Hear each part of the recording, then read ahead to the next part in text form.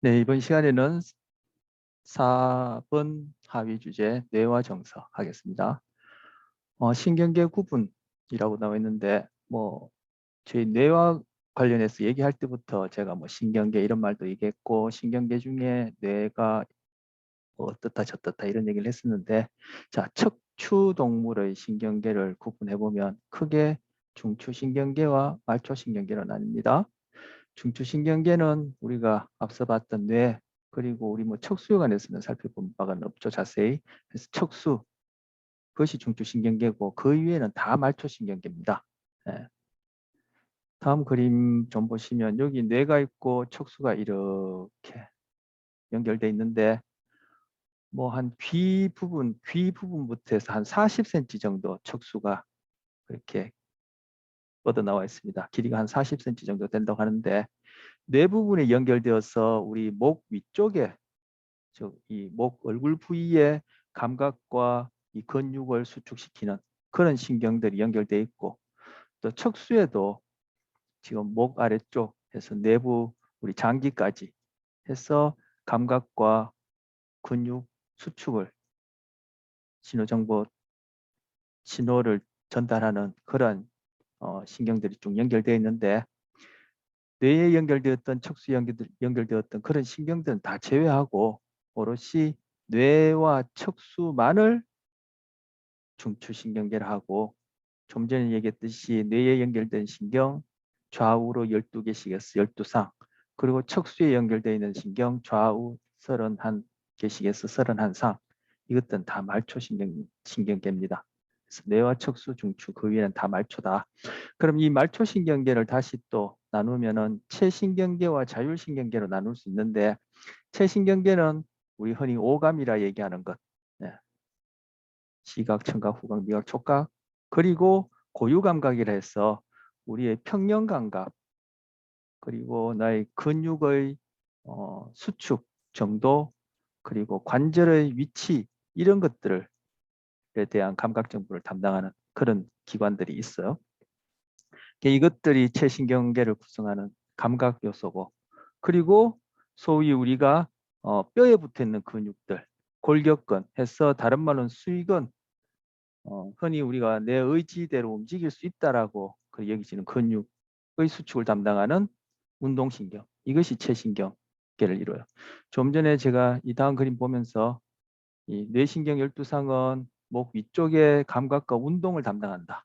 그리고 척수신경 31상은 목 아래부터 해서 발끝까지 그리고 내부 장기의 감각과 운동을 담당한다 했는데 바로 지금 말초신경 중에 체신경계는 감각과 운동으로 나뉘는데 좀 전에 말씀드렸듯이 그러한 6가지 감각 그리고 뼈에 붙어 있는 근육 골격근이라고도 하고 수위근이라고도 하는 근육의 수축을 담당합니다.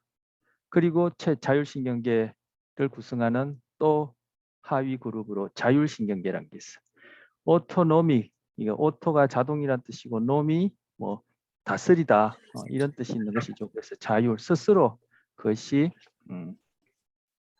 작동한다 이런 의미가 될 텐데 외부에 자극이 있으면 소위 내가 언어적으로 또는 의식적으로 자각하기 이전에 또는 자각할 필요도 없이 자각했을 오히려 그러한 작동이 제대로 이루어지지 않는 그러한 자동적으로 자율적으로 움직이는 신경계다. 그래서 감각 자극에 대해서 그게 합당한 반응들이 스스로 조율되는 그런 신경계다 해서 자율신경계입니다.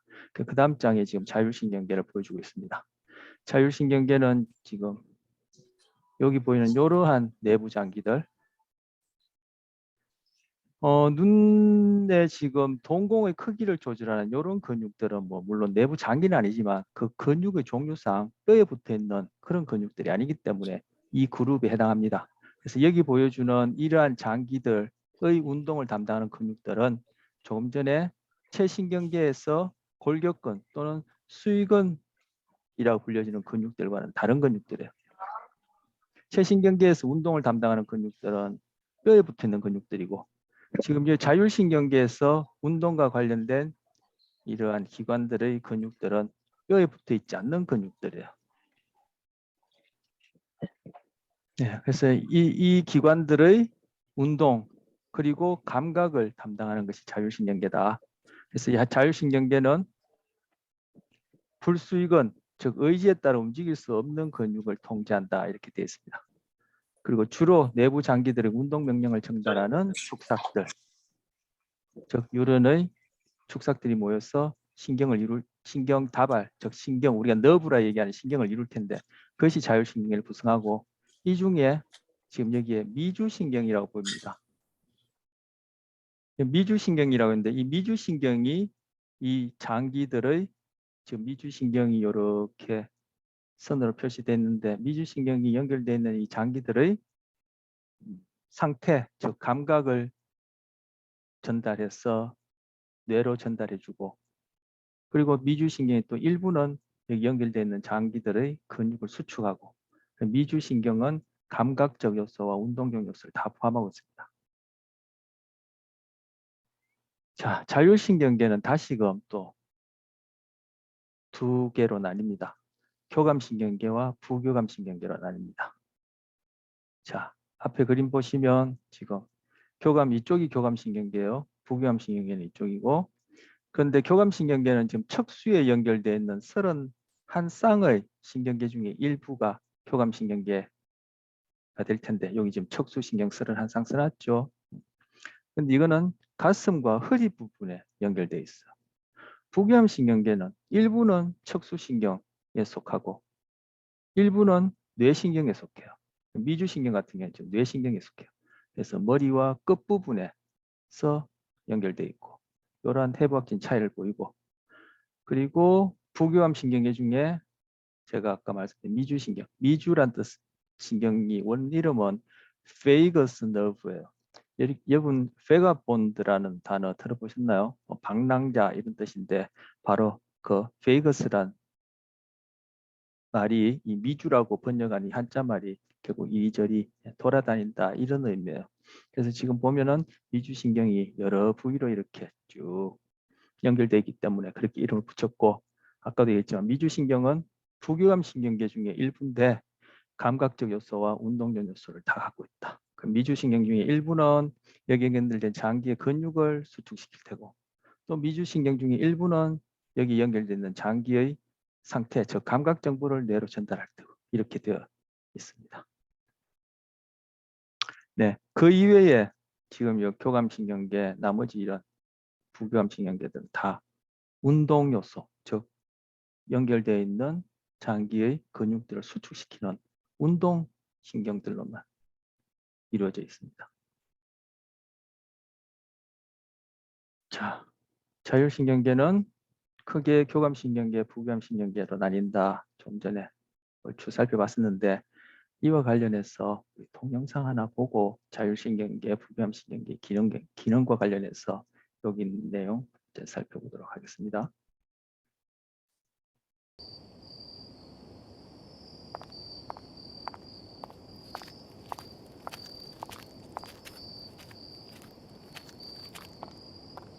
예로부터 우리의 뇌는 특히 생존에 관련된 것은 잊지 않고 기억하도록 프로그램되어 있습니다.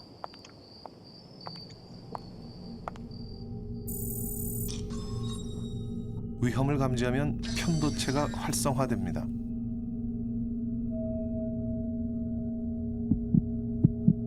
그리고 심장이 빨리 뛰기 시작하죠.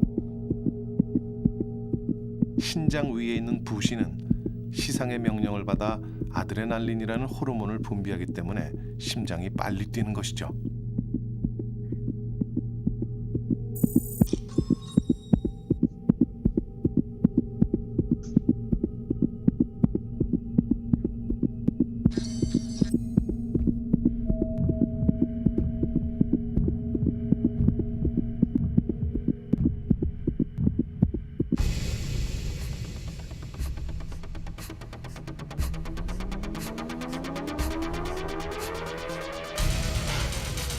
이렇게 각 근육에 혈액이 빨리 공급되면서 힘이 생기게 됩니다.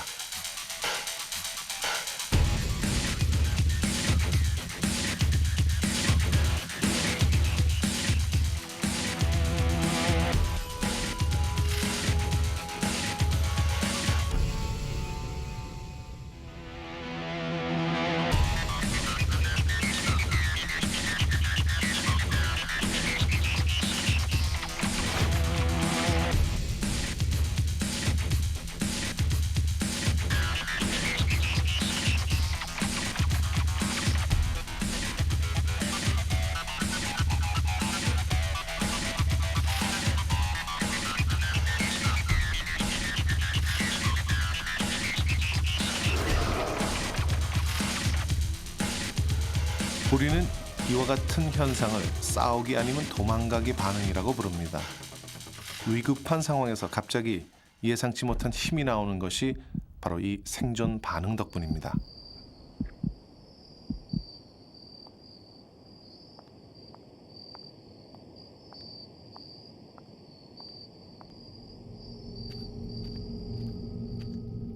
다시 원 상태로 돌아가 보실까요?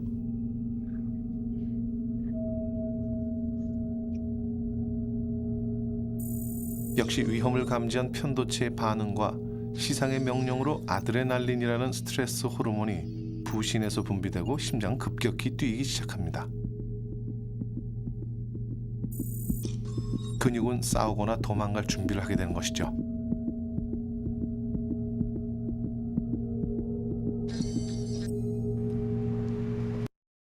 네, 동영상에서 보셨듯이 위험 상황 또는 좀 더 일반적으로 얘기하면 스트레스 상황에서 우리 몸이 구체적으로 어떻게 행동할지를 위해서 준비되어지는 상황을 바로 싸움 도주 반응 또는 투쟁 도피 반응, 이건 뭐 fight or flight response라 하는데 뭐 번역은 싸움 도주라 하든가 투쟁 도피라 하든가 뭐 그거는 뭐 크게 관계 없습니다. 그런 몸을 준비시키는 그러한 상태, 즉 준비 반응을 일으키는 것이 교감신경계. 그래서 교감신경계는 fight or flight response, 즉 위협적인 상황, 즉 스트레스 상황, 이제 부정적인 어떤 스트레스 상황이라 얘기할 수 있겠죠. 대처할 수 있도록 우리 몸을 준비시키는 그러한 것을 말한다. 그때 이제 우리 몸에 저장된 에너지를 이제 사용할 텐데 그 에너지를 효율적으로 사용할 수 있도록 해주는 것이 바로 심혈관과 호흡기관의 활동을 증가시키고, 그리고 소화나 배설, 생식과 관련된 그런 기관들은 억제시켜서 에너지를 그죠? 이리로 심혈관과 호흡기관 쪽으로 몰아주는 거죠. 그렇게 해서 우리 몸을 준비시킨 다음에 실제로 동영상에서 본 것처럼 뭐 도망을 가든지 아니면 맞닥뜨려서 싸우든지 하게 된다는 거. 그래서 도망가거나 싸우는 구체적인 행동을 하기 전에 몸을 딱 준비시키는 반응을, 실제 싸우는 건 아닌데 도망가는 건 아닌데 fight or flight response라 그렇게 부릅니다. 그리고 이때 요 그림에는 작게 보이고 아까 그 동영상에서는 뭐 빨갛게 또는 다른 색깔로 그 표시해서 보여줬는데 지금 콩팥이 있어요. 저 교재 보면은 좀 더 크게 보일 겁니다만 이 콩팥 바로 위에 이렇게 작게 붙어 있는 이것이 부신이에요. 부신에서 여러분 익히 잘 아시는 스트레스 호르몬 아드레날린 그리고 코티졸이라는 그러한 호르몬이 분비되는데 이것들이 이제 대사 활동을 증가시켜서 또 에너지 사용을 도와줍니다. 물론 뇌에도 작용해서 뇌의 정보 처리를 또 촉진시키는 그러한 역할도 합니다. 자, 그다음 이제 부교감신경계는 이와 반대로 휴식이나 이완 상태에서 에너지를 축적하는 기능을 해요. 에너지를 축적할 때는 교감신경계가 활성화될 때 억제되었던 또는 억제되는 그 소화, 배설, 생식과 관련된 그러한 부위들을 활발하게 움직이도록 작동하도록 하고, 반면에 교감신경계에서 활발하게 작동했던 활성화되었던 심혈관계나 호흡기관들은 떨어뜨리게 돼요. 그래서 부교감신경계가 활성화되면 심장 박동률과 혈압, 호흡률은 낮아지고 소화, 배설, 생식 기능은 상승한다. 이런 역할을 해요. 그래서 교감신경계와 부교감신경계는 서로 길항작용을 한다라고 해요. 우리 시냅스에서 약물 얘기하면서 길항제라고 얘기했죠. 그 길항제라는 것은 특정 어떤 약을 일컫는 것이 아니라 어떤 약물이 한 시냅스 전달이 하는 기능과 관련해서 붙이는 이름이다. 그래서 기량제에 속하는 약물들, 뭐 효능제에 속하는 약물들 이렇게 크게 나눌 수 있다고 했는데 그때 길항 그 의미가 특정한 어떤 약물을 일컫는 것이 아니라 이제 기능에 관한 작동에 관한 일반적인 그러한 표현인데 여기서도 교감신경계와 부교감신경계는 서로 길항작용한다 이렇게 읽었습니다. 살펴봤던 그런 내용과 관련해서 소화, 배설, 생식 그리고 심혈관계 호흡 기관들의 활성 억제가 서로서로 반대가 되어지죠. 자, 그다음 정서의 신경생물학에서 이제 이러한 내용을 바탕으로 좀 더 살펴볼 텐데 이것도 앞서 봤던 동영상 뒷부분 좀 이어서 그렇게 좀 보도록 하겠습니다.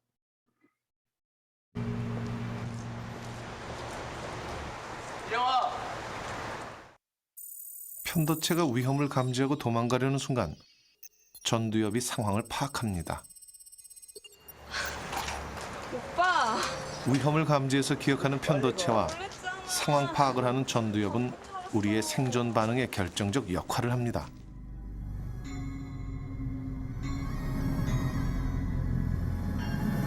우리는 살아가면서 슬프고 기쁘고 화나고 하는 감정과 관련된 일들이 더욱 기억이 잘 되는 경우를 흔히 봅니다. 이런 기억들은 편도체와 관련되어 있기 때문입니다.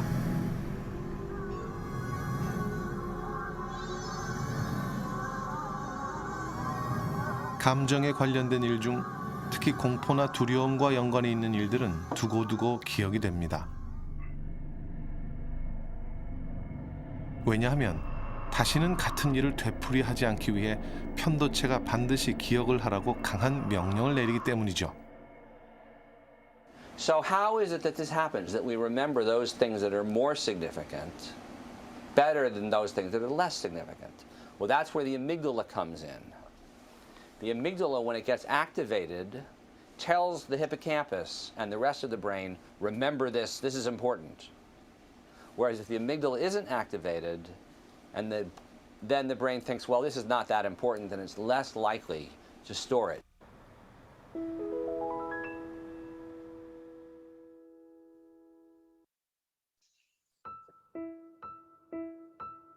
쥐는 고양이를 무서워해야지 살아남을 수가 있습니다. 편도체 속에 이런 기억들이 저장되어 있죠.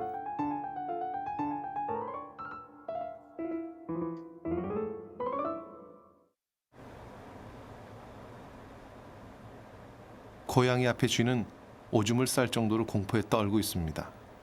긴장해서 털도 온통 곤두서 있습니다.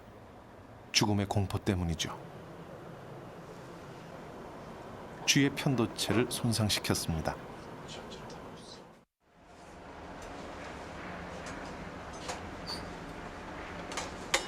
2주 후 실험팀은 편도체가 손상된 쥐를 고양이와 대면시켰습니다.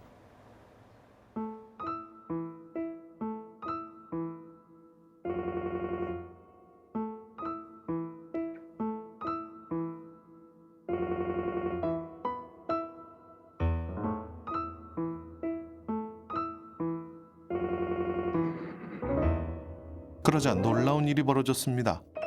쥐는 고양이를 전혀 무서워하지 않았습니다.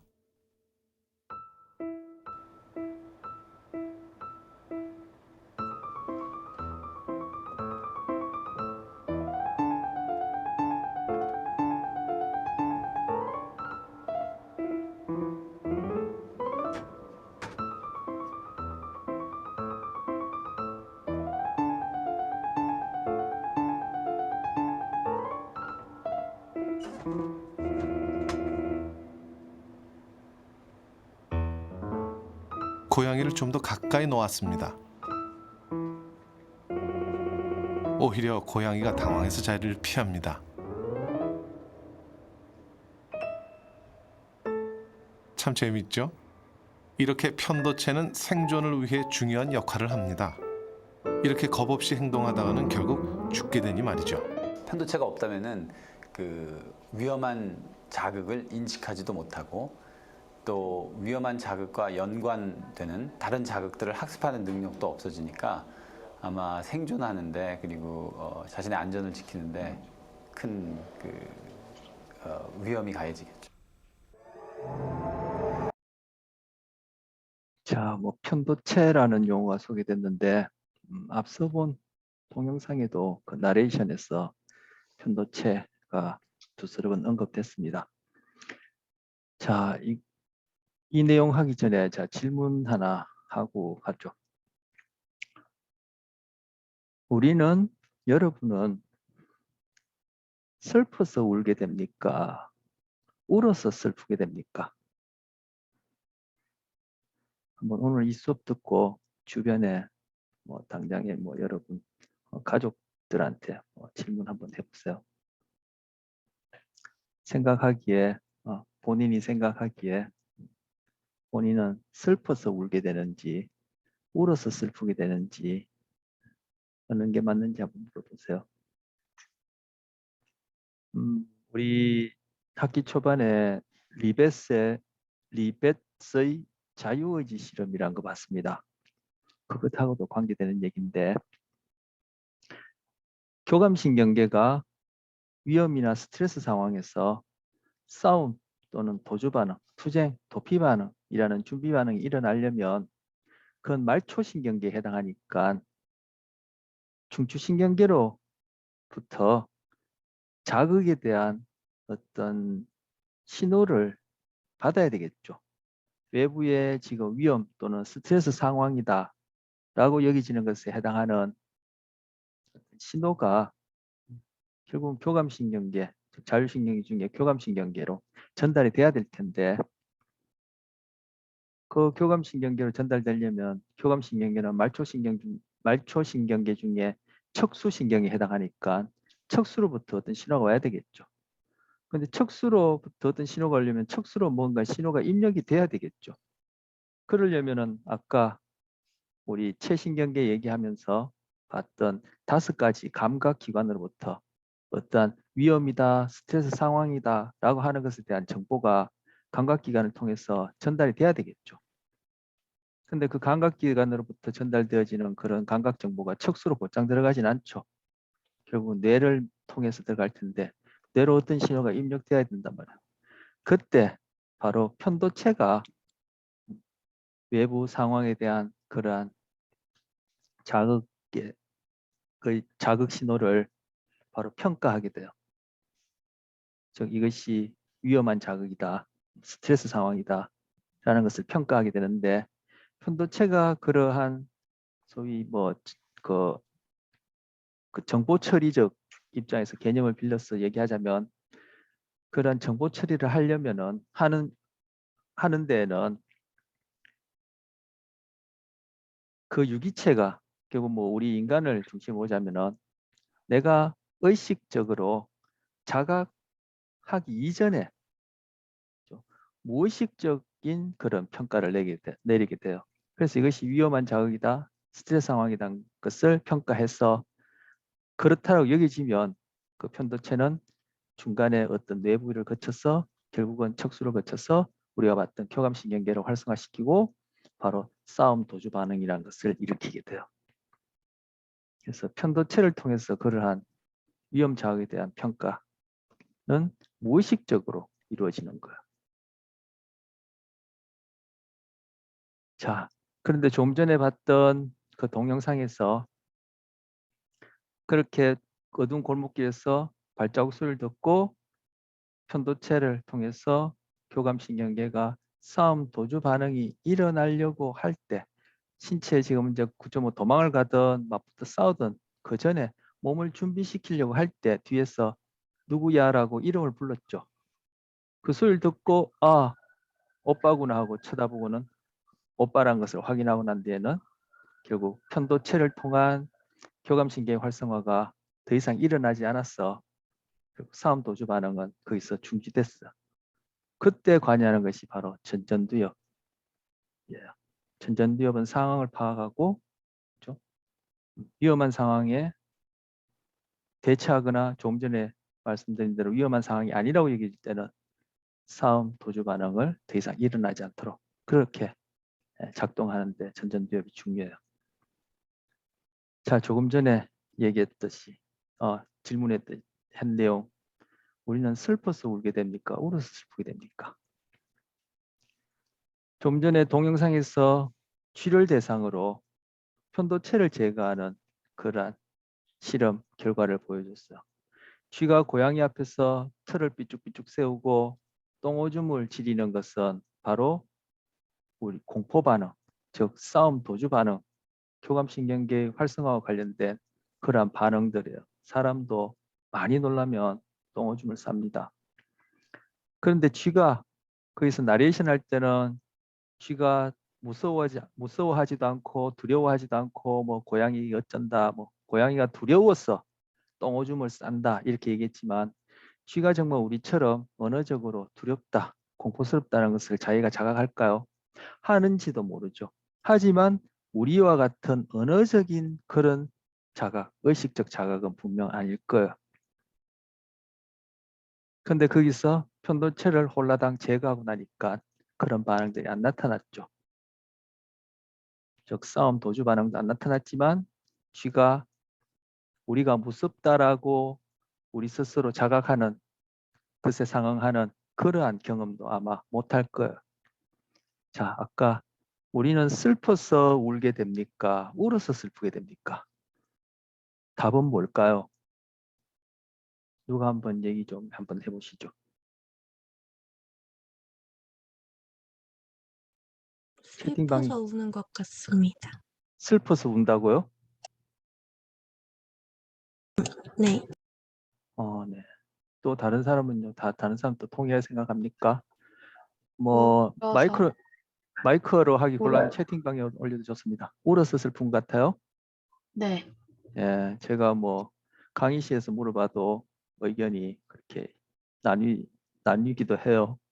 근데 제가 좀 전에 얘기했듯이 위험한 자극에 대해서 우리가 싸움 도주 반응을 일으킬 때 그러한 위험한 자극은 싸움 도주 반응의 개시는 편도체로부터 시작한다. 편도체는 뇌에 있는 구조물이거든요.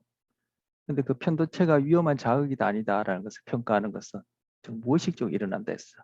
제가 여기에서는 뜬금없이 지금까지 다 공포와 관련된 동영상, 교감신경계 활성화하는 스트레스나 위험한 자극 이렇게 얘기를 하다가 뜬금없이 슬프다라고 얘기를 하니까 여러분이 헷갈렸는지도 모르겠는데 지금 여기서 슬프다라는 것은 공포다, 뭐 슬픔이다, 행복이다, 기쁨이다, 뭐 두려움도 같은 말인가요? 뭐 사랑이다, 뭐 우리가 흔히 감정이라고 얘기하는 것에 한 대표적인 예로 제가 이제 슬픔을 얘기를 한 거예요. 그래서 제가 슬픔이라 해서 헷갈렸는지 모르겠는데 그럼 질문을 다시 바꿔보죠. 우리는 두려워서 도망가게 됩니까? 도망가게 되어서 두렵게 됩니까? 자, 또 채팅방에 얘기하셔도 좋고 음성으로 얘기해도 좋고. 채팅방 누가 올렸나요? 이게 시간이 좀 걸리나 봐요, 그죠? 두려워서 도망가는 것 전자요. 두려워서 도망가요. 두려워서 도망간다. 예. 두려워서 도망간다. 두려워서 도망간다. 전자요. 두려워서 도망간다. 예. 아까 슬퍼서 울게 된다와 같은 얘기네요, 그죠? 자, 그럼 이것 시험 문제로 내겠습니다. 답은 이러해서 저러하다, 저래서 이러하다 그걸 원하는 거 아닙니다. 어느 쪽이든 두려워서 도망가든 도망가서 두렵든 또는 슬퍼서 울게 되든 울어서 슬프게 되든 왜 그런지 설명을 해야 합니다. 이번 시험 문제 한 문제 가르쳐 드렸어요. 자, 그 다음 내용 PTSD와 관련해서 보겠습니다. 이것도 우리 관련된 동영상 보고 PTSD 얘기하기로 하죠.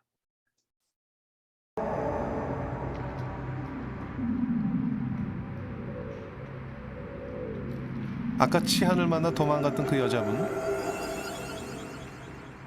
보통은 이 길을 오지 않는 것이 정상입니다. 편도체가 공포를 경험한 이 길을 잘 기억하고 있어서 피하기 때문이죠.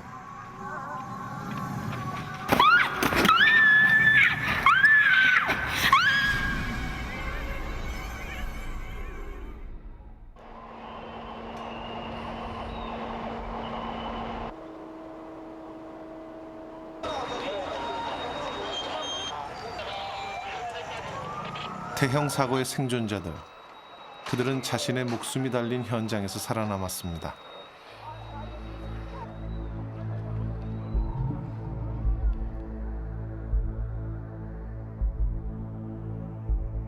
그리고 그들의 편도체는 누구보다도 그 당시 그 현장의 공포를 잘 기억하고 있습니다.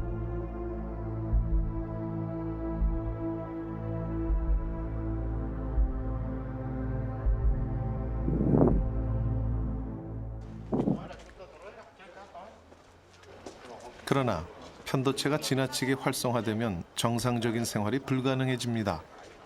대구 지하철 생존자 신영순 씨는 사고 후 불에 대해 극도의 과민 반응을 보이기도 했습니다.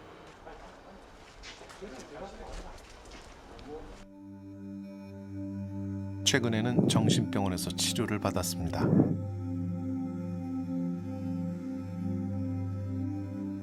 그런 생각은 전혀 안 나세요? 사고 났던 그런 생각은? 언니 그거 내가 왜 해줍니까? 네? 내가 와 사고 나고 불 끄세요 하고 다니 안 합니다. 저희들 어디서 온지 아시죠? 저 뒤에 목사 예? 그분들하고 아니 저희 안 방송국에서 왔어요. 병원에서 온 거 아니고요. 한국에서 이제 그때 사고 나신 이후에 어떻게 지내시나 해서 한번 만나 뵙고 싶어서 온 거예요. 요새 지하철은 못 타시죠? 지하철 안 탑니다. 지하철 근처도 안 가.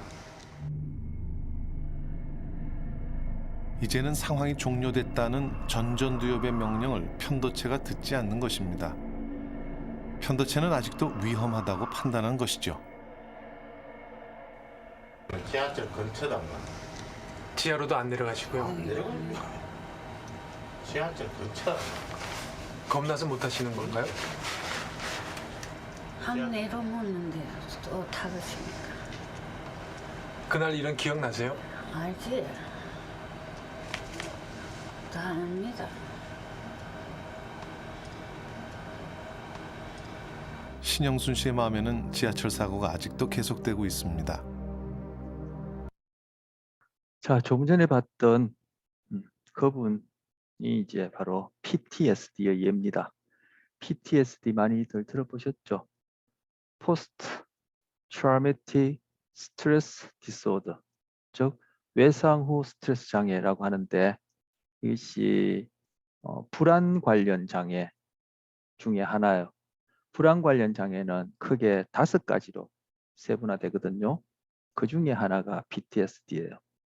좀 전에서 동영상에서 봤듯이 편도체가 비정상적으로 과활성화되어 있습니다. 그럼 교감수 증명을 통해서 싸움 도주 반응이 지속적으로 일어나겠죠. 그렇게 싸움 도주 반응이 지속적으로 일어나면 아까 제가 부신을 얘기를 언뜻 했었는데 부신에서 스트레스 호르몬이 분비된다고 했습니다. 스트레스 호르몬, 부신에서 분비된 스트레스 호르몬은 여러분이 많이 들어본 아드레날린이라는 것이 있고 또 하나는 코티솔이라는 게 있습니다. 코티졸, 코티솔이라고 부르는데 아드레날린은 그렇지 않은데 코티솔은 이것이 몸 전체를 돌아다니면서 뇌로도 가서 아까 아드레날린도 뇌로 가서 뇌의 정보 처리를 결국 도와주게 된다 이런 얘기를 했었는데 코티솔도 마찬가지고 그런데 이렇게 외상 후 스트레스라고 얘기할 수 있는 극심한 이런 위험한 상황을 경험한다든지 아니면 만성적인 스트레스를 오랫동안 결국 겪게 되면은 아드레날린은 그렇지 않은데 이 코티졸이 혈액 내에 일정한 농도, 즉 높은 농도로 계속 유지되면은 그것이 온몸을 돌아다니는 중에 뇌로 가서 바로 이 전전두 피질에 있는 뉴런들을 공격하게 됩니다. 그래서 전전두 피질이 망고져. 그리고 우리 지난 시간에 신경 가소성과 관련해서 해마 얘기했었죠. 기억상실증 얘기하고 해마 얘기했었는데 해마에 있는 세포들도 이 코티졸이 사멸시킵니다. 말 그대로 죽여버리는 거죠. 전전두 피질과. 그럼 이 전전두 피질하고 해마는 또 아주 밀접하게 서로 연결되어 있는데 아까 앞서 본 동영상에서 골목길에서 싸움 도주 반응이 막 일어나려고 하는데 오빠가 부르니까 전전두 옆이 상황을 파악하고 더 이상 싸움 도주 반응이 안 일어나도록 그렇게 조절했듯이 이 경우에도 그러한 조절이 일어나야 하는데 코티졸에 의해서 전전두 피질의 세포들이 망고져서 제대로 기능을 못하니까 편도체는 바로 위험한 자극에 의해서 한번 활성화되어지면 즉 작동하게 되어지면은 교감신경계를 활성화시켜서 싸움 도주 반응을 계속 유지시키게 되는 겁니다. 비유하자면 자동차에 악셀레이터를 한번 밟았는데 브레이크가 고장나서 계속 그냥 가속만 되고 있는 그러한 상황이라 볼 수 있는 거예요. 이렇게 되어지면은 바로 동영상에도 그런 나레이션이 있었습니다만 신영순 씨라 했습니까? 뭐 가명인지 본명인지 모르겠지만 어쨌든 그분의 뇌 안에는 뭐 우리가 흔히 얘기하듯이 마음에는 그죠? 여전히 그러한 불안한 상황, 대구 지하철 사건이 계속되고 있다. 이렇게 표현한 바로 그 바대로 그런 불안과 그리고 전전도 피질, 해마의 그런 상호 작용이 정상적으로 일어나지 않아서 망상, 환각 이런 것들을 경험하는 그런 상태가 바로 PTSD다. 그렇게 보여집니다. 두 번째 봤던 동영상에서 뭐 연결된 동영상이지만 잘라 볼 때 두 번째 봤던 동영상에서 쥐의 편도체를 제거하고 나니까 고양이에게 그냥 쩌벅쩌벅 다가갔었어요. 자, 베트남전에 참전한 군인들, 여러분 베트남전 같으면 뭐 아마 여러분 부모님 세대 부모님들이 뭐 태어났었을 때쯤 그때 일인데 베트남전에 참여한 군인들 중에 공교롭게도 편도체가 그렇게 손상된 편도체가 다친 편도체가 손상된 군인들이 있었어요. 그러한 군인들 같은 경우에 PTSD가 일어났을까요? 안 일어났을까요? 자, 이것도 오늘 질문을 또 하게 되는데, 자, 질문을 다시 하면은 베트남전에서 편도체가 손상된 군인들 중에 PTSD를 겪는 사람이 있었다, 없었다. 있는 경우도 있었고 없는 경우도 있었다. PTSD와는 전혀 무관하다. 자, 네 번째 중에 무엇일까요? 채팅방에 올려줬고 말씀하셔도 좋습니다. 3번이라고 하시지 말고 저도 지금 얘기를 해놓고 세 번째 뭘 얘기했는지 모르겠어요. 미안하지만 제가 미안해요. 자, 무관하다, 전혀 없다, 있는 경우도 있고 없는 경우도 있다. 아, 예, 대답이 다양하게 나옵니다. 있을 수도 있고 없을 수도 있다. 없다, 없었던 것 같다. 예, 없었던 것 같다, 없다. 좋습니다. 없었던 것 같다. 없었던 것 같다면 그 당시에 뭐 직간접적으로 관찰한 듯한 표현인데 예, 이건 제가 우스갯소리 얘기했고 어쨌든 없다, 전혀 없다, 무관하다, 무관하다는 뜻은 뭐 편도체하고 PTSD는 관계없다 이런 뜻인지 아니면 전혀 없다는 뜻인지 모르겠습니다만 어쨌든 네, 좋습니다. 조금 전에 제가 이 질문하기 전에도 얘기했듯이 쥐에게서 편도체를 제거하고 나니까 고양이에게 대해서 전혀 두려워하는 그러한 반응들, 행동적으로 그런 것들이 관찰 안 되었다 했죠. 그게 답입니다. 뭘까요? 자, 이스라엘 군인을 대상으로 전쟁에 참여하기 전에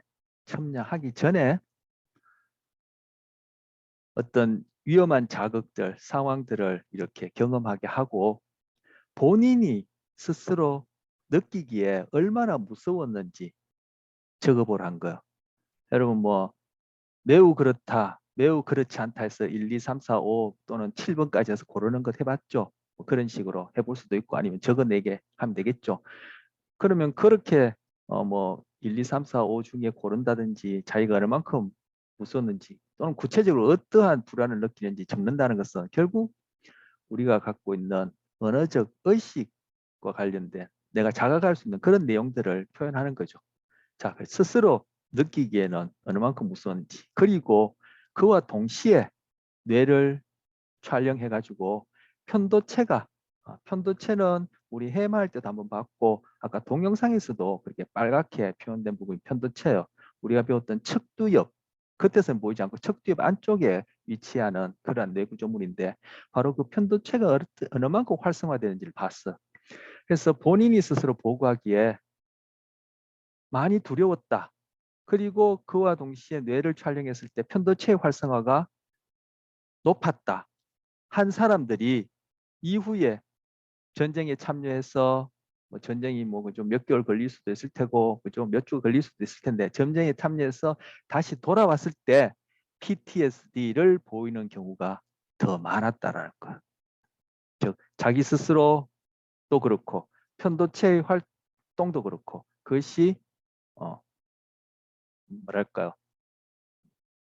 편도체 활성화도 높고 자기 스스로 불안감도 크게 느낀 사람들이 전쟁에 참여한 이후에 PTSD를 겪는 경우가 더 많더라는 거. 자, 아까 베트남 잠전 군인 같은 경우에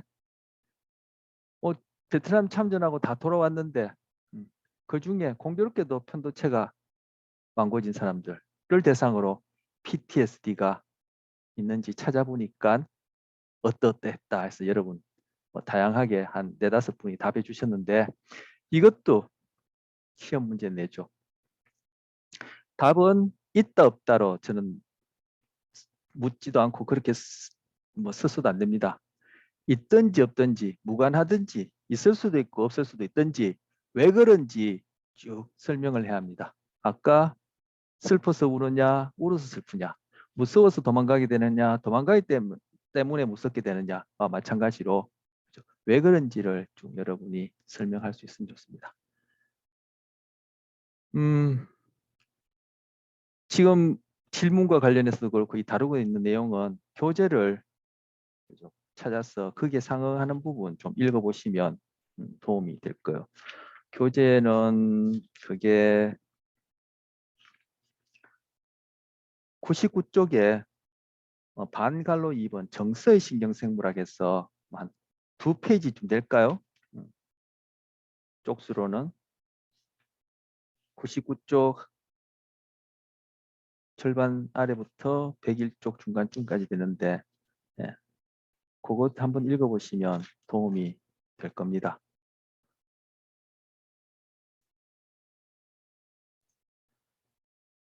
4장 감각과 지각입니다. 자, 1번 감각과 지각의 정의 간단히 살펴보고요. 감각에 대해서 시각을 중심으로 얘기를 하고 또 지각, 원리, 그리고 지각이라는 것이 우리가 대상을 있는 그대로 판단해서 알게 되는 것이 아니다라는 것을 살펴보고 그리고 마지막으로 우리가 무엇을 안다라고 하는 저것이 사과다라고 하는 그렇게 아는 능력이 도대체 어떻게 생겨나는지에 대해서 살펴보는 걸로 그렇게 구성되어 있습니다. 자, 첫 번째 내용은 감각 지각의 정의에 대해서 살펴봅니다. 교재 120쪽에 보시면 하나, 둘, 세 번째 줄에 감각 센세이션은 감각 기관들이 외부 환경의 물리적 자극에서 나온 에너지를 탐지 흡수하여 신경 충동으로 변환하여 대뇌로 전송하는 것을 의미한다라고 했습니다. 이 감각 기관이란 뭐 눈, 코, 입을 얘기하는 것이고요. 이때 신경 충동은 바로 우리 앞서 배웠던 활동 전이를 의미합니다. 활동 전이를 다른 말로 이렇게 신경 충동 이렇게도 부릅니다. 자, 이것이 감각에 대한 데피니션 정의고요. 그다음 지각 퍼셉션에 관한 정의는 금방 읽었던 거기서 그 다음 줄 위에서 하나 둘 넷 다섯 여섯 7번째 줄이 되겠네요. 자, 그런 다음 이런 감각 과정이 일어난 다음 지각 과정이 일어나는데 이 단계에서는 대뇌에 입력 표상된 신경 충동 정보를 조직화하여 의미 있는 대상이나 사건으로 해석하거나 적절하게 판단하는 과정이 일어난다. 즉 해석과 판단 과정인데 대뇌에 입력 표상된 우리 앞선 시간에 그 환상지 환상감각 얘기를 하면서 앞서 그에 대한 배경 지식으로 신체 표상 이런 얘기 했었죠. 바로 이 표상된 그 표상이 구체적으로 신경계에서는 신경 충동으로 즉 활동 전이로 표상되어지는데 그 정보를 올가나이저 조직화하여 이 책에서는 또 집단화한다 이렇게도 얘기를 해요. 집단화, 조직화, 올가나이저 해서 그것이 무엇인지 알게 되는 것, 구체적으로 해석하고 판단하는 것을 지각이라 얘기를 합니다. 그래서 여기서 예를 들어서 대표적인 예로 시각이라 하면은 바로 시감각 과정과 시지각 과정을 다 통합해서 일컫는 말이 되겠죠. 지금 뭐 예로 여기 뭐 커피 머신이 있는데 커피 머신이 보여진다. 그래서 뭐 물이 쪼르르 떨어지는 소리가 들린다. 그리고 커피 냄새가 난다. 라는 물리적 자극, 에너지가 감각기관 내에 있는 감각수용기, 망막 우리 뒤에서 살펴보겠습니다만, 그리고 코 귀 안에 있는 전문화된 그러한 신경세포를 통해서 신경충동, 우리가 봤었던 활동 전이 형태로 그렇게 뇌에 표상되어진다. 그리고 감각이 이러한 대상으로부터 시작해서 감각기관을 통해서 결국은 뇌로 전달되어지고 지각이 일어난다. 근데 여기 보면은 뭐 색깔을 이렇게 그레이데이션으로 넣어놨는데 바로 감각과 지각이 어떤 경계를 두고 딱 이분적으로 나눠지는 것이 아니라 감각과 지각은 연속적인 과정이고, 또 여기 그림에서는 외부 대상으로부터 감각 그리고 지각 이런 순서로 일어나는 것처럼 금방 정의에서도 그랬고 이 그림에서도 화살표가 이 방향으로 되어 있는데, 감각이 일어나는 중에 지각이 다시금 이 감각에 영향을 주기도 합니다. 그래서 외부 자극으로부터 우리 말초신경계를 통해 중추신경계로 이렇게 정보가 전달되는 것을 상향처리라 하고, 우리 신경계 내에 입력되어 있는 그러한 정보가 이 외부에서 주어지는 그러한 정보를 영향을 주는 것을 하향 처리를 합니다. 그래서 여기서 화살표는 지금 상향 처리만을 보여주고 있는데, 실제는 이 상향 처리만 일어나는 것이 아니라 하향 처리도 동시에 일어납니다. 오히려 하향 처리와 관련된 신경 연결들이 더 많습니다. 다른 말로 하면 피드백 되어지는 그런 뉴런들의 연결이 더 많아요. 그렇게 그러한 것이 바로 피드백 연결이 더 많다는 것이 소위 의식이라고 하는 현상을 가능하게 해주는 것이다 라고 그렇게 얘기하는 학자들도 있습니다. 자, 그 여기 보면 또 인지라는 것이 있는데, 인지도 결국은 지각이 또 감각에 이렇게 거꾸로 하향 처리, 하향식으로 그렇게 감각 과정에 영향을 줘서 결국 우리는 있는 그대로를 감각하고 지각하는 것이 아니라, 그죠? 자기 방식대로, 그 자기 방식이란 것은 뇌를 가지고 얘기하자면은 뇌에 담겨져 있는 그러한 정보, 달리 얘기하면은 기억, 그 방식대로 우리는 본다 이렇게도 얘기할 수 있습니다. 그래서 몇천 년 전에 그런 경전 뭐이라고 일컬어지는 탈무드에 보면은, 그죠? 우리는 있는 그대로 보는 것이 아니라 자기 방식대로 본다 이렇게 얘기하는 구절이 있는데, 거기다가 뇌를 넣어서 얘기하자면은 우리는 있는 그대로 보는 것이 아니라 뇌가 보는 방식대로 본다 이렇게 얘기할 수 있고, 이때 본다라는 것은 시각만을 얘기하는 것이 아니라 우리 모든 감각 기관을 통해서 경험하는 것을 이제 본다라는 말로 대신해서 그렇게 표현하고 있는 겁니다. 그래서 금방 얘기한 이런 부분들은 시각에 국한된 것이 아니라 모든 감각에 적용되어지는 것입니다. 자, 그럼 인지는 뭐냐?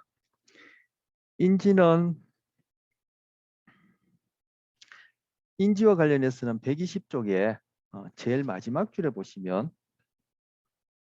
이때 뇌는 과거 경험과 기억을 토대로 감각 자료를 다듬고 조직화 및 통합하여 구체적인 의미를 부여하게 되는데, 이를 지각 과정이라 한다. 지각 과정이 완료된 후에는 대상과 연합된 기억이나 추상적 지식을 통해서 깊이 있는 정보 처리가 수행되는 인지 과정이 일어나기도 한다. 이렇게 얘기를 하고 있습니다. 이거는 지금 상향 처리되어지는 것을 지금 순차적으로 얘기를 하고 있고, 조금 전에 제가 얘기했듯이 하향 처리식으로 하향 처리되어지기도 한다. 동시에 즉 인지가 지각이 감각에 영향을 줘서 우리는 있는 대상을 그대로 있는 그대로 보고 경험하는 것이 아니다. 듣고 맛보는 것이 아니다. 이거 말씀드리고요. 자, 그 다음 감각의 이해입니다. 감각 교재에 보면은 다른 감각들, 청각, 미각, 후각, 다른 체감각들 나오는데 그거 다 할 수도 없고, 여기서 얘기하는 그런 보편적 원리가 다 적용되어질 텐데 시각만 살펴보려고 합니다. 그런데 시각은 인간의 경우에 뭐 인간보다 시각이 더 예민하고 정교하게 발달된 그런 동물들도 찾아볼 수 있겠습니다만, 그죠? 인간의 경우에 시각은 다른 어떤 감각보다도 세상을 감각하고 지각하고 인지하고, 타인을 감각하고 지각하고 인지하고, 내 자신을 감각하고 지각하고 인지하는데 가장 큰 영향을 미치고, 시각 시스템, 감각 기관을 포함해서 신경계의 시각과 관련된 시스템이 다른 어떤 감각보다도 정교하게 진화되어 있습니다. 그런데 우리가 경험하는 경험 중에 다른 후각, 청각, 미각, 신체 감각, 시각을 포함해서 그러한 감각 기관을 통해서 경험하는 경험 중에 가장 오류를 많이 낳고 가장 착각을 많이 낳는 것이 시각이에요. 아이러니하죠. 가장 정교하게 발달되어 있는데, 그리고 우리가 세상을 인식하고 나 자신과 타인을 인식하는데 가장 중요하고 뇌에 있어서도 시각과 관련된 부분이 가장 많아요. 그런데 우리에게 가장 착각을 많이 일으키는 것이 시각이에요. 그래서 시각에 대해서는 상대적으로 연구가 많이 돼 있어요. 그만큼 많은 기능을 차지하고 뇌와 관련해서도 관련된 부위가 넓기 때문에, 그래서 시각만 살펴보려고 합니다. 자, 우리가 본다라고 할 때 결국은 우리가 보고 있는 대상에 여기서 얘기하는 전자에너지, 즉 전자기파가 반사되어서 그 중에 일부가 내가 보고 있는 대상에 로부터 우리 눈으로 그것이 입력되는 거예요. 그럼 지금 우리 주변에 있는 전자기파는 여기서부터 여기까지, 감마선부터 교류전류까지 이렇게 있고, 즉 파장의 길이에 따라 쭉 나눈 거예요. 학자들이 이름을 붙였겠죠. 학자들이 이름을 붙이고 그 중에 여기 빨주노초 파란보 무지갯빛으로 표현하는 요 파장대, 대충 400나노미터에서 700나노미터에 해당하는 이 파장대를 가시광선이라 그래요. 가능하다. 볼시, 보는 것이 가능한 광선에서 가시광선이라 얘기하고, 이 안에서 우리는 이제 색깔도 경험하게 되는 거죠. 그리고 빨강보다 더 긴 파장은 적외선, 붉은 붉다는 뜻이죠. 붉은선 바깥에 있는 파장이라 해서 적외선. 그리고 보라보다 더 짧은 파장대는 자자가 이게 그죠, 퍼플, 보라색이란 의미 한자죠. 그래서 보라색 밖에 있는 선에서 자외선, 그래서 이렇게 이름을 쭉 붙인 거예요. 적외선이 이런 색깔도 아니고 자외선도 이런 색깔도 아니죠. 그리고 가시광선 내에 우리가 이렇게 빨주노초 파란보라고 색깔을 경험하는 것도 이후의 내용을 보면 알겠지만, 이 전자기파 자체가 이런 색깔을 지닌 것이 아니에요. 전자기파는 말 그대로 그냥 에너지로서 파장 또는 입자와 같은 성질을 지닌 그러한 것일 뿐이에요. 물리적인 에너지일 뿐이에요. 그런데 특정한 파장대가 내가 보고 있는 대상을 통해서 반사되어서 결국 우리 이후에 살펴볼 눈에 입력되어 그 파장대, 그 특정한 파장대에 반응하는 세포를 활성화시키면, 즉 활성화시킨다는 것은 우리가 앞서 봤던 활동전이를 일으킨다는 뜻이에요. 활성화되어지면 우리는 거기서 빨갛다 또는 뭐 파랗다, 빨주노초 파란보, 그 위에 여러 가지 색깔을 경험하게 되는 거예요. 그러면은 내 외부에 있는 이러한 전자기파가 빨간색을 지닌 것도 아니고, 내가 보고 있는 이 화면상에 시야상에 내가 보고 있는 이 시야상에 있는 각가지 그 대상물의 가진 그 표면 또는 그 대상물 자체가 빨간색을 지닌 것도 아니에요. 예를 들어서 빨간 사과를 본다 하면은 빨간 사과 껍질은 이 전자기파 중에 이 700나노미터에 해당하는 파장대를 단지 반사시키는 그러한 물리적 특성을 지닌 그러한 사과 껍질을 지녔을 뿐이에요. 그러면은 빨간 사과 할 때도 사과 껍질은 빨간색이 아니에요.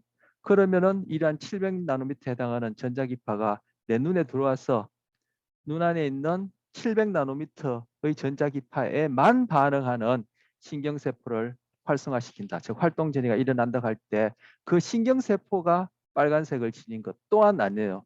우리가 이미 봤듯이 그냥 전기 신호일 뿐이에요. 그다음에 시냅스를 통해서 신경 전달 물질이 전달되어지면 그 다음에 뇌 안에서 계속 활동 전이 신경 전달 물질, 활동 전이 신경 전달 물질 이런 일들이 계속 반복, 복잡한 연결을 통해서 반복해서 일어날 텐데 뇌 안에도 결코 빨간색은 없어요. 그럼 빨간색은 어디 있을까요? 아무 데도 없어요. 그런데 우린 빨간색을 경험해요. 바로 이것이 바로 물질과 소위 정신, 마음간에 관한 질문에 대한 한계예요. 우리는 분명히 빨갛다라고 경험하는데 그 빨간색이 어딘지 어디에도 없어요. 그럼 도대체 빨갛다는 이 존재는 뭐야? 이렇게 되면 우리가 첫째 시간에 주어진 시간 안에서 이러쿵저러쿵 장황하게 설명했습니다만 그런 정신과 물질과의 관계, 우리 육체와 마음간의 관계에 대한 질문을 다시금 하게 되고 그것들이 이러한 경험과 관련된 예이기 때문에 이제까지 그렇게 쭉 논쟁하는 거야. 우리 환상가가 환상지를 통해서 고무손이 내 손처럼 여겨졌죠. 그리고 없는 손이 있는 것처럼 여겨졌죠. 어떤 경우에 사람들은 멀쩡하게 손, 팔, 다리가 다 있는데 자기의 신체 일부, 다리나 손이 자기 것처럼 느껴지지 않아서 정신적으로 힘들고 우울증에 걸리는 사람이 있어. 그래서 병원에 가서 팔다리를 잘라달라고 해요. 근데 병원에서 팔다리 자르지 못해요. 불법이에요. 그래서 지금은 어떤지 모르겠지만 중국 같은 곳에 불법으로 그죠? 그렇게 팔다리를 자르고 오는 사람도 있어. 그리고 자르고 나면은 행복해지고 소위 자기가 주관적으로 의식적으로 언어적으로 경험할 때 행복해지고 우울증이 치료되는 그러한 사람이 있어. 멀쩡한 자기 몸이 자기 것처럼 안 여겨지는 그러한 질환도 있어. 뭐 질병이라 얘기해야 될지 모르지 어떤 질환도 있어. 환상지, 고무손 착각, 금방 얘기한 그런 경우. 그리고 지금 어느 곳에도 빨간색이 없는데 우리는 사과를 보고 빨간 껍질 사과를 보고 빨갛다고 여기는 그 빨간색 도대체 어디 있냐? 바로 이것이 물질과 정신, 마음과 육체 간의 관계야. 결국 뭐요? 다 착각이죠. 그럼 여러분, 저도 그렇고 내가 내 존재 자체에 대해서 데카르트는 생각한다. 고로 존재한다. 나라는 존재하는 만큼은 확실하다. 데카르트도 이 빨간색에 대해서 회의를 했겠죠. 도대체 빨간색이라는 것은 존재하지 않고 이거는 착각이다. 그렇지만 생각하는 나 자신만은 분명히 존재한다. 거기에서 출발해서 모든 인식에 있어서 타당성을 궁구하려고 했는데 금방 얘기했듯이 환상지, 고무손 착각 그리고 내 몸의 일부인데도 멀쩡한 몸인데도 내 것처럼 여기지 않아서 잘라내버리고 싶고 잘라내기를 원하는 그러한 경우를 생각해 볼 때 결국 여러분이나 저나 내가 지금 이 시공간 안에 존재한다 나라는 경험 소위 현상학적 심리학에서 얘기하는 자아라는 경험도 뭐 다 착각이라는 거. 그게 바로 불교 그리고 이 동양 사상에서 얘기하는 인간에 대한 이해와 관련된 맥락이에요. 근데 뭐 서양 같은 경우에는 금방 얘기했던 데카르트의 그런 생각이 주축을 이루고 있죠. 자, 이러한 가시광선이 제가 빨간 사과를 합시다. 이제 껍질 빨간 사과를 보고 있다. 사실 보고 있는 것도 아니죠. 보여지는 것이죠. 내가 빨간 사과를 보고 있는 것이 아니라 빨간색이 보여지는 것이죠. 금방 얘기한 그러한 전자기파 중에 그 많은 전자기파 중에 아까 감마선부터 교류전류입니까? 어쨌든 그렇게 이름 붙인 그런 많은 전자기파 중에 그 전자기파 중에 빨간 사과 껍질을 이루고 있는 그러한 물리적 성분은 700나노미터에 해당하는 파장만 반사해서 우리 눈으로 보내는 거야. 그러면은 우리 눈 안에 있는 신경세포 중에 바로 그 700나노미터에 대해서만 반응할 수 있는 신경이 활성화, 즉 활동전이가 일어나서 그것이 우리가 봤던 전기신호, 화학신호, 전기신호, 화학신호 이런 것들이 뇌 안에서 끊임없이 일어날 때 우리는 빨갛다라는 경험하는 거야. 빨간색이 도대체 어디에 있을까요? 자, 전자기파, 후리언이 우리가 빛이라고 이름 붙인 것이 지금 들어옵니다. 들어오면은 바로 이 뒤에 망막이라는 부분, 망막이라는 부분에 그것이 투사됩니다. 바로 제가 조금 전에 뭐 700나노미터의 파장대에 반응하는 신경세포들이 있다고 했는데 바로 그러한 소위 빛이라고 우리가 이름을 지어놓은 그러한 전자기파에 반응하는 신경세포들이 전문화된 신경세포들이 쭉 배열되어 있는 것이 망막입니다. 그리고 여기 보시면 오목하게 들어간 부분이 중심와예요. 이 와자라는 말은 오목하게 함몰되어 있는 부분을 일컫는 한자 말이에요. 중심화, 말 그대로 중심, 가장 중심에 있다는 거예요. 그래서 제가 어떤 대상을 볼 때, 그죠? 바로 그 대상이 초점이 가장 뚜렷하게 맺혀지는 부분이 중심화에 떨어지는 전자기파가 시작하는 그 반사되어지는 지점이에요. 그리고 이 망막은 이제 구체적으로 뒤에서 어떤 신경세포들로 이루어지는지 보겠습니다. 자, 빛 얘기하다가 또 빛이라는 글자를 보니까 또 제가 또 뭐 첨언하고 싶은 게 있는데, 빛이라는 이름이 지어지면은 우리는 빛이 존재한다라고 그래 생각하지만 빛 또한 어디에도 없습니다.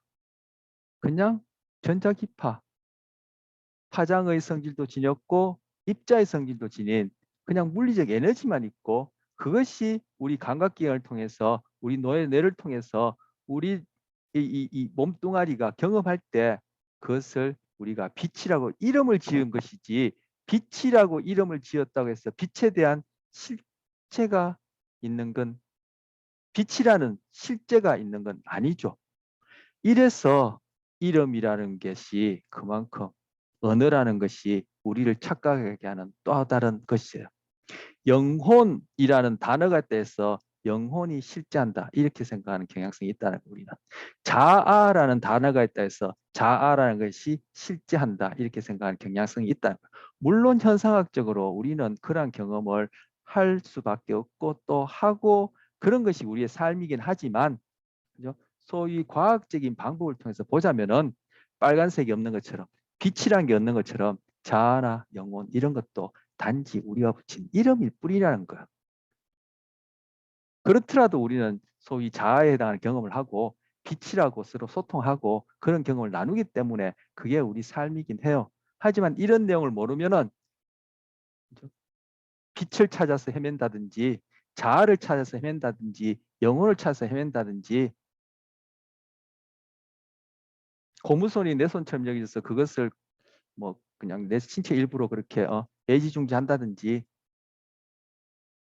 그러한 오류를 낳을 수도 있는 거죠. 그래서 과학적인 사고 이런 것들을 배우고 훈련하기도 하는 거.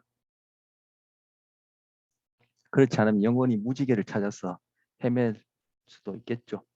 그러한 것들과 관련된 논쟁이 처제 시간에 한 그런 철학적 논쟁들이에요. 자, 망막들이 아니라 망막이 어떤 세포들로 이루어져 있는지 다음 슬라이드 보겠습니다. 자, 망막의 일부를 확대해 놓은 거예요. 자, 이게 망막 뒤쪽이에요. 빛은 이 방향에서, 아까 빛이라고 이름 붙인 전자기파는 이 방향에서 들어와요. 망막 뒤쪽에 광수용기라고 부르는 세포들이 있어요. 광수용기, 빛광자죠. 수용기, 빛을 받아들이는 세포란 얘기야. 우리 신경 전달 물질 할 때 수용체, 수용기라 얘기했죠.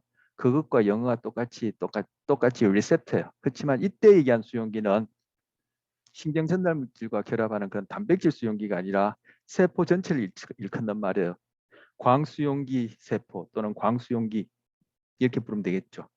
그런데 이 광수용기는 구체적으로 추상체와 간상체로 나눠요. 여기 추상체, 간상체. 추상체는 뾰족하게 원뿔처럼 생겼다 해서 추상체. 간상체는 막대기처럼 생겼다 해서 간상체. 그리고 그 다음에 여기 갈색으로 표현한 양극세포라는 게 있어. 세포체 양쪽으로 돌기가 삐죽 튀어나왔다 해서 양극세포라고 불러요. 그 다음째 이게 녹색으로 표현한 신경절 세포라는 게 있어. 이외에도 두 종류 더 세포가 있어서 한 5종류, 그리고 더 자세하게는 이것이 수십 종류가 된다고 해요.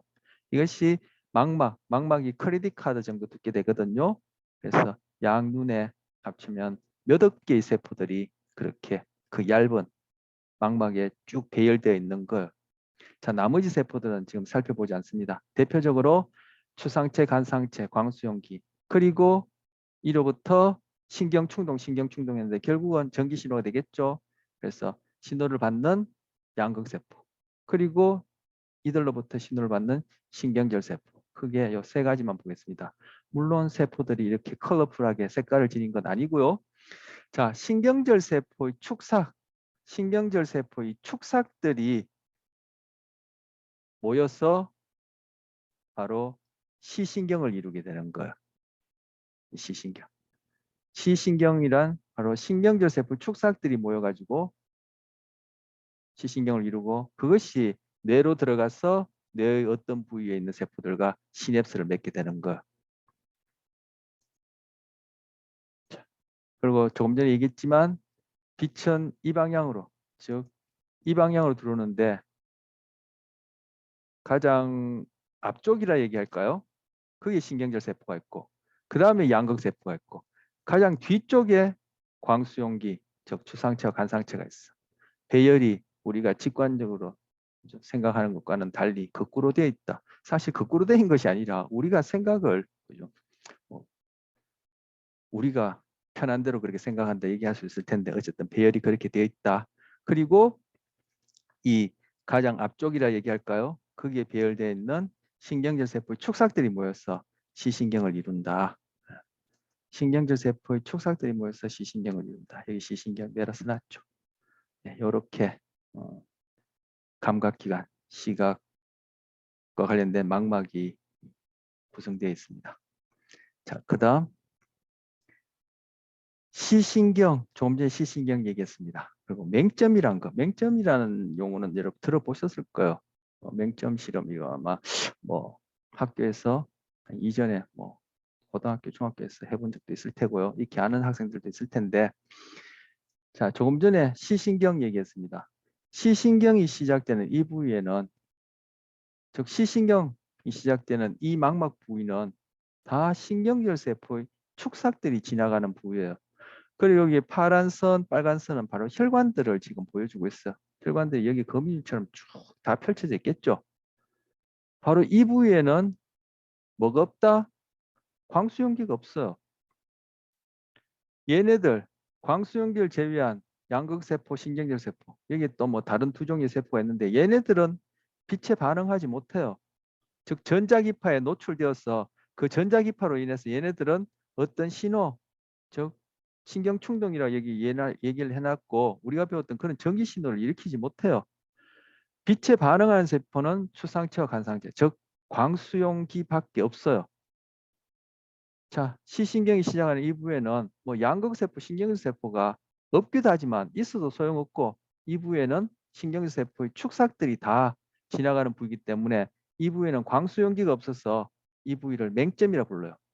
내가 보고 있는, 제 표현을 하자면 보여지고 있는 대상에 반사되어진 빛 중에 1이 떨어지는 빛이 있겠죠.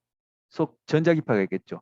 그 전자기파가 시작하는 그 대상의 그 부위는 우리는 소위 본다라는 경험을 할 수 없어요. 그걸 맹점이라 불러요. 자, 여기 그림 보면 중심화, 아까 중심화 얘기했죠. 내가 여기 덧셈이라는 기호를 보고 있다. 그 덧셈을 딱 뚫어지게 보고 있다. 뭐 뚫어지게 볼 필요까지는 없더라도 거기에 초점을 맞추고 있다면은 바로 전자기파 중에 덧셈에 반사되어서 들어오는 그것이 중심화에 딱 떨어진다는 얘기예요. 그런데 바로 그 중심화로부터 한 18도 정도 바깥으로, 18도 정도 바깥으로 바로 시신경이 시작하는 맹점 부위예요. 이 눈에도 마찬가지겠죠. 이 눈에도 마찬가지로 중심화는 말 그대로 중심에 있는 거예요. 중심화로부터 18도 정도 안쪽에 맹점이 있어요. 즉 코에 가까운 쪽, 중심화에 비해서 코에 가까운 쪽으로 18도 안쪽에 맹점 위치예요. 바로 이 맹점 부위에 내가 지금 덧셈을 보고 있지만 덧셈으로부터 바깥쪽으로 18도쯤 떨어진 지점에 로부터 시작하는 전자기파, 덧셈으로부터 바깥쪽으로 18도 정도 떨어진 지점에 반사되어서 들어오는 전자기파는 맹점에 도달할 거예요. 그러면 이 부위에의 시각 경험은 우리가 본다라는 경험은 있을 수가 없어요. 양쪽 눈에 다. 자, 맹점 한번 찾아봅시다. 자, 밑에 이 그림 여러분 뭘 가지고 지금 뭐 PC를 하는지 노트북을 가지고 보는지 뭐 핸드폰을 가는지 모르겠지만 교재로 하면은 좀 더 쉽더라고요. 제가 해보니까 이거 모니터 가지고 하니까 뭐 좀 되긴 안 되는 건 아니에요. 뭐 안 될 수도 없고 뭐 분명히 되는데 교재로 하니까 좀 더 쉽더라고요. 자, 이 덧셈을 쳐다봅니다. 이 그림과 동일하게 하죠. 뭐 이쪽 눈을 갖고 해도 되는데 그렇게 하려면은 헷갈릴 수 있으니까 자, 이 그림과 동일하게 오른쪽 눈을 뜨고 왼쪽 눈을 감습니다. 왼쪽 눈을 살짝 감고 왼쪽 눈을 감고 오른쪽 눈을 뜨고 그리고 이 덧셈을 봅니다. 덧셈을 봤다가 여길 봤다가 여길 봤다가 자동차를 봤다가 왔다 갔다 하면 안 됩니다. 덧셈을 딱 보고 좀 이제 은유적으로 얘기하면 덧셈을 뚫어져라 쳐다보고 이 교재를 내 쪽으로 점점 가까이 하든지 여러분이 교재를 움직이지 말고 여러분이 머리를 이렇게 점점 가까이 하든지 하게 되면 바로 18도 정도 되는 부위에 그러니까 가까이 멀리 하게 되면 18도 정도 되는 부위가 각이 나오겠죠. 그 부위가 딱 되면 이 자동차가 딱 사라집니다.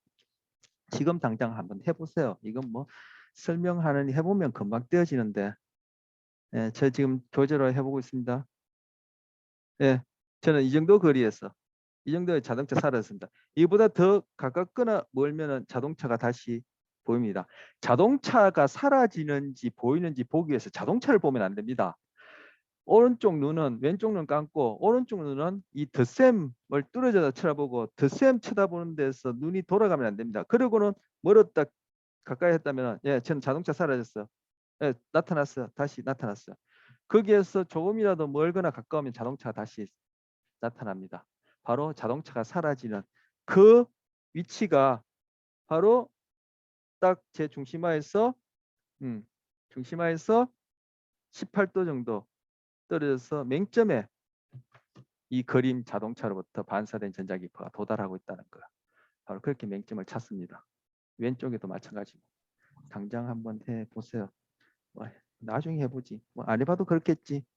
뭐 그야 여러분 나름입니다만 한번 해보시면 제가 장황하게 내가 한 경험, 여러분이 하게 될 경험을 이렇게 정확하게 얘기할 필요도 없겠죠. 어쨌든 한번 해보시고. 자, 이 경우는 뭡니까?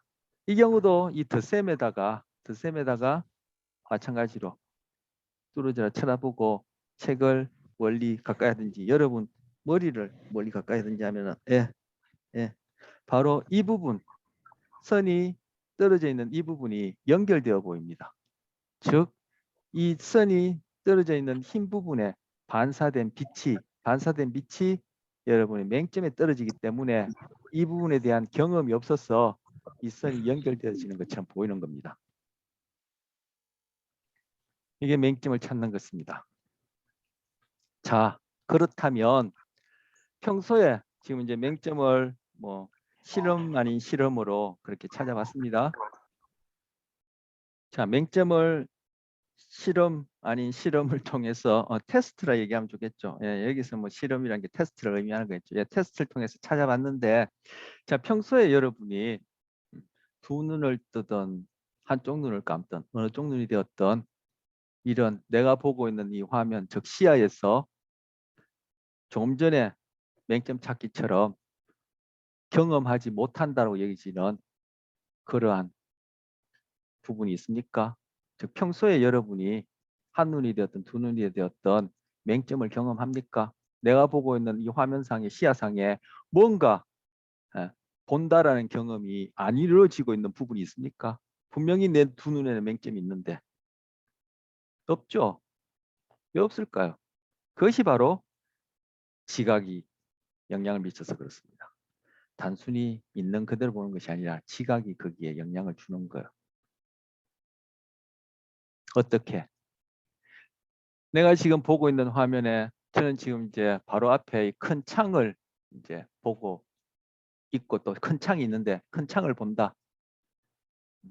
그럼 이제 창밖에 이제 풍경도 있겠지만 제가 지금 이제 녹화를 하기 위해서 창을 이렇게 흰색으로 이렇게 좀 이렇게 덮어놨어요. 그럼 제가 흰 화면을 보고 있다. 그럼 분명히 흰 화면 중에 어떤 부분은 맹점에 떨어지는 그런 부분일 거란 말이에요. 그러면 그 부분이 분명히 흰 화면이 아니라 뭐 하여튼 시각적인 경험이 없어야 되겠죠. 그런데 다 흰 화면으로 채워져 보여요. 두 눈을 보던 한 눈을 보던 어느 쪽 눈이 되었던. 왜 그럴까요? 바로 맹점에 떨어지는 그 부위로부터 정보가 없으니까 그 맹점 주변 부위에 어떠한 시각 정보가 있냐. 제가 좀 전에 흰 창을 보고 있다고 했는데 흰색으로 이렇게 덮여져 있는 지금 창을 보고 있다고 했는데 바로 주변이 다 흰색이다. 그리고 어떤 무늬도 없다. 그러면은 이 맹점에 떨어지는 부위도 마찬가지로 흰색이고 무늬가 없을 것이라고 뇌는 그 순간 지각을 해서 바로 감각 정보가 없는 그 부분을 채워 넣게 됩니다. 이것이 지각이 감각에 주는 영향이에요. 갑자기 흰 화면이 있다가 맹점에 떨어지는 그 부위만 갑자기 색깔이 바뀐다든지 거기에만 특별한 뭐 그 무늬가 있다든지 그런 경우는 확률적으로 없단 말이에요. 그래서 제가 흰 화면을 보든 어디를 보든 간에 두 눈이 되었던 한쪽 눈이 되었던 어디를 보든 간에 그 맹점에 떨어지는 전자기파가 시작하는 그 시야상의 화면상의 그 지점은 주변 부위와 동일할 것이라고 신경계에서 그렇게 계산, 뭐 비유적으로 얘기하자면 계산해서 추론해서 맹점 부위에 도달하는 그 전자기파의 시작 지점을 주변 배경과 동일하게 우리는 지각하게끔 그렇게 착각 아닌 착각이 일어나서 우리는 맹점을 경험하지 못하는 것. 바로 있는 그대로 보는 것이 아니라 자기 방식대로. 이 경우에는 진화가 가져다 준 산물로서 뇌의 방식대로 맹점을 경험하는 거죠. 아니, 맹점을 경험하지 못하도록 지각하게끔 그렇게 진화된 거죠. 자, 감각의 이와 관련해서 암순응, 명순응입니다. 암순응은 우리가 어두운 곳에 들어갔을 때 그 어두운 곳에서 사물을 지각하게 되는 그 경우를 얘기하는 것이고, 명순응은 어두운 곳에서 갑자기 밝은 곳으로 나왔을 때 눈이 부셔서 아무것도 안 보이다가 그죠? 천천히 그 밝은 곳에 적용해서 대상이나 색깔을 보게 되는 것을 명순응이라 얘기를 합니다. 자, 앞서 우리 광수용기 중에 추상체, 간상체라는 걸 살펴봤었어. 간상체는 막대기처럼 생겨서 간상체인데 얘들은 어두운 곳에서 빛에 아주 민감하게 반응해요. 즉 어두운 곳에서 아주 희미한 빛만 있더라도 얘들은 금방 반응해요. 근데 이 추상체는 원뿔처럼 생긴 추상체는 어두운 곳에서는 아무런 역할을 못해요. 밝은 곳에서, 추상체는 밝은 곳에서 소위 우리가 아까 색깔이다 얘기했던 그런 것들을 경험하는데 얘들은 전문화, 스페셜라이즈드 돼 있어. 이런 특성이 있어요. 자, 그래서 암순응 135쪽에 제일 아랫줄에 보시면 암순응 있습니다. 밝은 낮에 어두운 영화관에 들어가서 낯선 사람의 신체 일부와 부딪히거나 지하실에 들어가서 발을 헛디딘 경험이 있을 것이다. 이때 처음에는 아무것도 보이지 않다가 시간이 어느 정도 지나면 어두움에 익숙해지고 옆 사람의 얼굴과 물체들을 잘 식별할 수 있게 된다. 이것이 바로 암순응이에요. 요즘은 영화관이 그 영화관 바로 입구 전부터 좀 이렇게 조명이 바깥 조명보다는 좀 어두운 것 같아요. 제가 가본 영화관은. 그러면서 점점 이게 그레데이션이 되도록 그렇게 조명대 해놨고, 그리고 영화관에 앉아 있으면 아직 영화 시작하기 전에 그 조명들이 웬만큼 그죠? 좀 밝은 상태에서 서서히 어두워지다가 나중에 이제 깜깜해지고 영화가 시작되는 이런 것 같아요. 제가 보기에는 제가 가본 영화관에는 그게 바로 지금 갑자기 어두워져서 밝은 곳에서 갑자기 어두운 곳에 가서 한동안 아무것도 보이지 않는 그러한 암순응하는 시간을 줄이려고 그래서 그렇게 만들어 놓은 것 같아요. 제 생각에는. 맞는지 안 맞는지 제가 물어보거나 확인은 안 했습니다만. 근데 여기서 암순응은 금방 교재도 읽어봤듯이 밝은 곳에서 어두운 곳으로 갑자기 들어가면은 한동안 아무것도 보이지 않다가 서서히 그렇게 어두운 곳에서 사물을 식별하게 되는 것을 암순응이라 하는데, 아까도 얘기했듯이 추상체는 밝은 곳에서 잘 기능을 하기 때문에 암순응이 완전히 일어난다 하더라도, 그죠? 그 어두운 곳에서 그 대상의 색깔은 우리가 밝은 곳에서 보는 만큼 그렇게 정확하게 지각이 안 돼요. 그래서 어두운 곳에서의 색깔은 뭐 우리가 평소에 경험했던 것을 가지고 저것은 무슨 색이겠다 이렇게 지각하게 되는 것이지, 어두운 곳에는 그 대상 자체의 색깔을 밝은 곳에서 하는 것처럼 그렇게 지각은 안 돼요. 그게 뭐 어두운 곳에서 바로 간상체가 주된 역할을 하기 때문에 그래요. 지금 이 표에 보시면 위는 저고 아래는 고예요. 이제 Y축이 우리 통상 보는 Y축과는 반대 거꾸로 뒤집혀 있는데, 이 Y축은 민감도고 이 X축은 시간이에요. 분으로 표시되어 있는데 아래로 갈수록 민감도가 높고 위로 갈수록 민감도가 낮아요. 자, 간상체가 어두운 곳에서, 자, 이 그림은 암순환 곡선이에요. 이 교재에는 명순환 곡선은 없어. 암순환 곡선만 보여주는데 어두운 곳에 들어갔을 때, 밝은 곳에서 갑자기 어두운 곳으로 딱 들어갔을 때 이 파란색, 예, 파란색 이것이 간상체가 그 어두운 곳에 순응하는 민감도가 쭉 높아지는 걸 보여주는 거야. 그래서 간상체가 최대 민감도를 발휘하려면 한 20분 이상 지나야 돼요. 그래서 어두운 곳에 적응하는 데 시간이 20분 정도 이렇게 소요되는데, 이런 어두운 곳에 있다가 밝은 곳으로 갑자기 나왔을 때 눈이 부시다가 대상들을 제대로 지각하고 색깔을 보는 데는, 즉 명순응에는 시간이 그렇게 길지 않아요.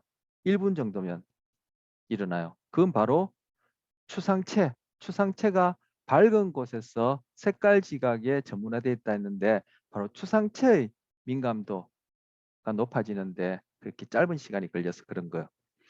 자, 교재 136쪽에 아까 읽었던 부분, 그죠? 거기서 뭐 136쪽 첫째 줄부터 세어보죠. 하나, 둘, 셋, 넷, 다섯, 여섯, 일곱 번째 줄에 보시면, 예, 이때 추상체에서 간상체로 활동이 바뀌는 데는, 지금 어두운 곳에 들어갔다 하면은 간상체가 민감도가 쭉 높아지고 있어요. 아래쪽으로 갈수록 민감도가 높아진다 했죠. 추상체도 민감도가 쭉 높아져요. 높아지다가 결국 간상체가, 그죠? 최대한 민감해지는 데는 약 2, 30분 가량의 시간이 소요된다. 이렇게 얘기를 해놨어요.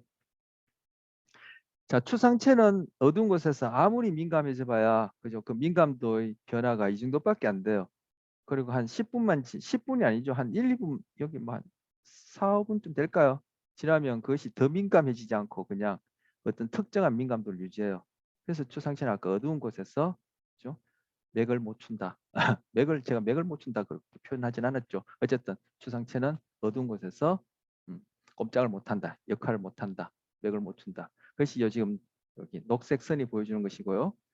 파란색 선은 이렇게 지금 빨간색 선으로 지금 이렇게 덧칠되어 있는데, 파란색 선은 간상체의 민감도를 의미하는 거. 자, 좀 전에 읽었던 그 부위 136쪽에 명순응이라고 소제목이 파란 글씨에 적혀 있죠. 그 바로 윗 두 번째 줄 보면, 어두운 영화관이나 지하실에서도 2, 30분이 지나면 공간 내 사물들을 잘 지각하게 된다. 이렇듯 간상체 세포만 활성화되었을 때의 시각을 암소시, 암순응이라 한다. 암소시나 암순응이야 같은 말이에요. 이라 부른다. 그럼 명순응은 바로 거기 읽어보면은, 명순응 영화가 끝나고 밝은 바깥으로 나오거나 어두운 지하실에서 지상으로 나오면 처음에는 눈이 부셔 아무것도 보이지 않지만 약간의 시간이 지나면 정상적으로 잘 볼 수 있다.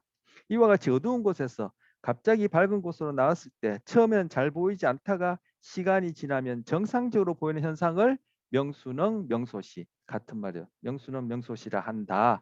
네, 그래서 137쪽에 위에서 하나, 둘, 셋, 네 번째 줄에 보시면 암수능과 달리 간상체에서 추상체로 저희 교재에는 명수능 곡선 없어요. 요건 암수능 곡선 보여주는데 지금 텍스트 상에 137쪽에 위에서 하나, 둘, 셋, 네 번째 줄에 보시면 암수능과 달리 간상체에서 추상체로 역할이 바뀌는 데에는 즉 추상체가 제대로 역할을 다하는 데에는 간상체는 어두운 곳에 있다가 밝은 곳으로 확 나와버리면은 간상체는 또 일시적으로 꼼짝을 못해요.